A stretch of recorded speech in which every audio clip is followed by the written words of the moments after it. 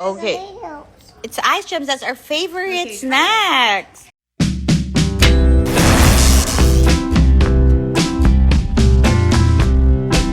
Muling nagkaroon ng super cute na bonding moment sina Alex Gonzaga, Tony, at Little Polly.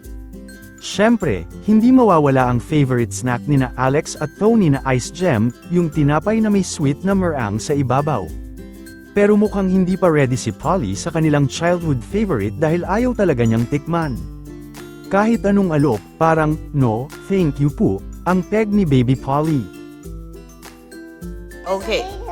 It's ice gems. That's our favorite snacks. Try the blue. I'll try Ay, oh yan, oh, that's Mama's favorite. Oh, go, go, go. Okay, di na lang bigyan.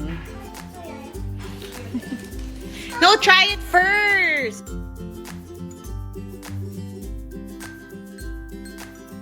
Hindi talaga ako nalalasing. Pangalawa, give me alone.